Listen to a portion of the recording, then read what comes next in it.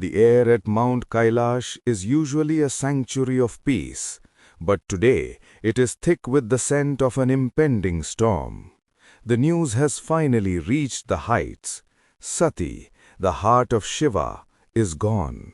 She has given up her life in the sacrificial fire of her father, Daksha. But down in the valleys, at the site of the great yajna, the arrogance hasn't faded. The ritual continues. The hymns are still being chanted as if the world hasn't just shattered. Suddenly, the silence of Kailash is broken by the return of the Ganas. Shiva's loyal attendants stumble back, defeated and humiliated. They weren't beaten by swords, but by the mantra power of the sage Bhrigu. They fall at Shiva's feet and tell him the bitter truth.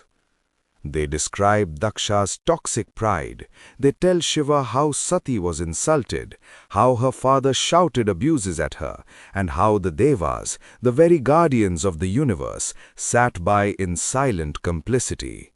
But the final spark is this. Daksha refused to offer Shiva his divine share of the sacrifice. He treated the Lord of all as if he didn't exist.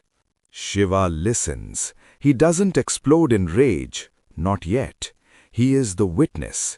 He waits for Narada, the celestial messenger, to arrive. Narada stands before him and confirms every word. The facts are verified. The yajna, which should have been a bridge to the divine, has been turned into a weapon of ego.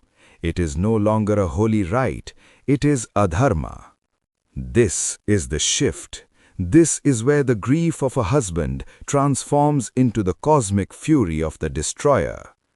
Shiva stands, his eyes burn with the fire of the final dissolution. In a movement that makes the mountains tremble, he reaches up and tears a single matted lock of hair, his jata, from his head. He smashes it against the mountain peak with a roar that sounds like the end of an age. The jata splits in two. From the first half, Veerabhadra rises. He is a colossus of fury, 1,000 arms wielding weapons of light, glowing like the fire that consumes the universe.